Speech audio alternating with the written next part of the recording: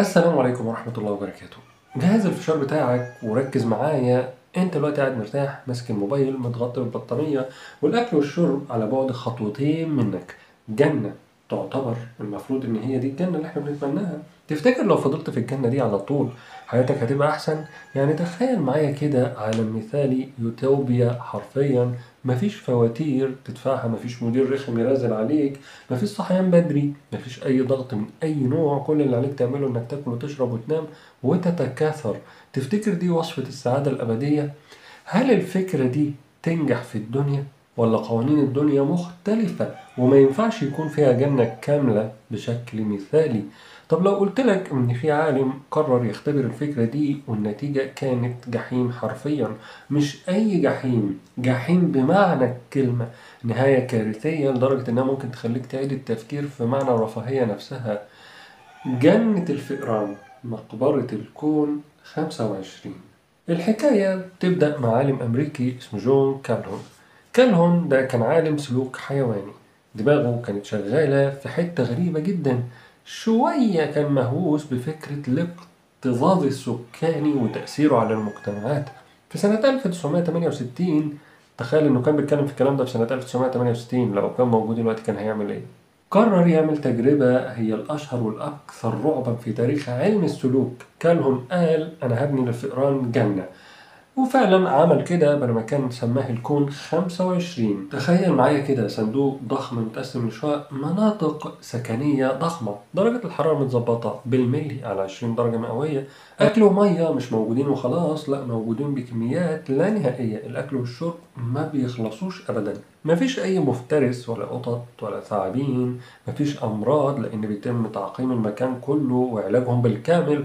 المكان ده كان يقدر يعيش فيه أكتر من 3000 فار وهم مستريحين تماما. كالهون جاب 8 فئران، 4 ذكور 4 إناث، صحتهم زي الفل، حطهم في الجنة دي وقال لهم عيشوا حياتكم. في الأول الفئران كانت فاكرة إنها كسبت اللوتري، الدنيا حلوة، الأكل ببلاش، المكان واسع، فبدأوا يعملوا الحاجة الوحيدة المطلوبة منهم: يتجوزوا ويخلفوا. في خلال شهر بس كان عدد السكان بيتضاعف كل 55 يوم. يعني الموضوع مبهر حرفيا، مجتمع مثالي بينمو ويزدهر.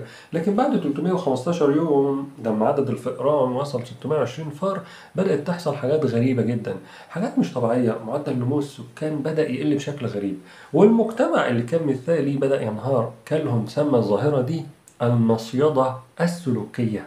يعني ايه المصيدة السلوكية؟ يعني لما عدد بيزيد قوي في مكان واحد، حتى لو المكان موارده كلها موجودة، السلوك بيتغير للأسوأ. الفئران بقت عاملة زينا في المواصلات الساعة 2 الظهر، الكل مخنوق والكل مش طايق نفسه وبيخبط في التاني. الذكور اللي كانت المفروض تحمي مناطقها وتحمي الإناث بتاعتها بدأت تفقد دورها وبقت عدوانية وبتتخانق مع بعض على أتفه الأسباب أو بتنعزل وخلاص. والإناث الموضوع أصبح شرس جدا. الأمهات اللي كانت بترعى صغارها بقت بتسيبهم وتهاجمهم وأحيانا تقتلهم.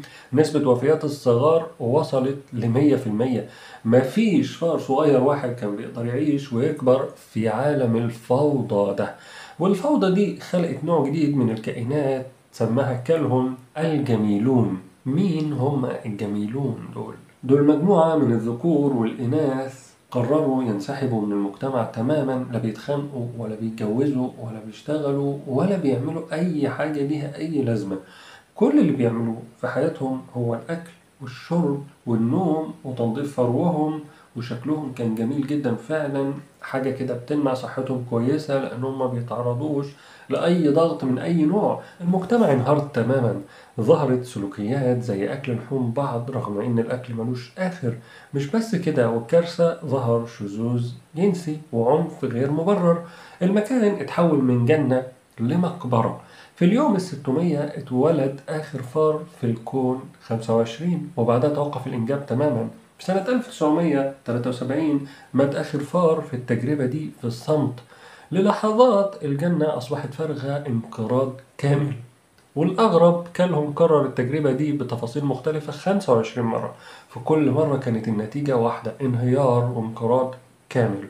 كلهم طلع بنتيجة مرعبة. لما كل حاجة تبقى سهلة ومتاحة، لما تختفي التحديات والمسؤوليات والأهداف، الكائن الحي بيفقد معنى وجوده، بيموت من جوه قبل ما يموت من بره.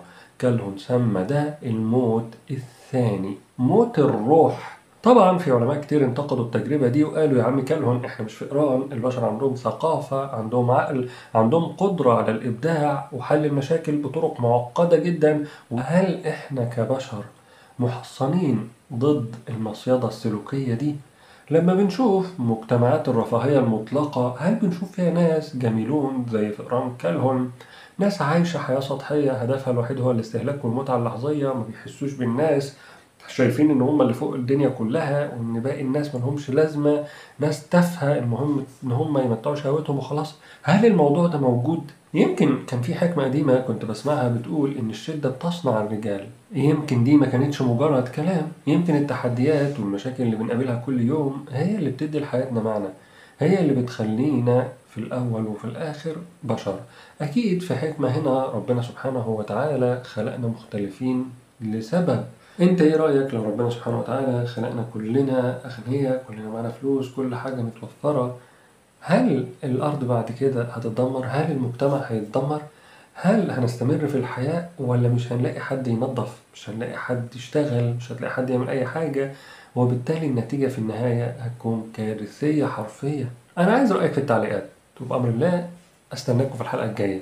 سلام.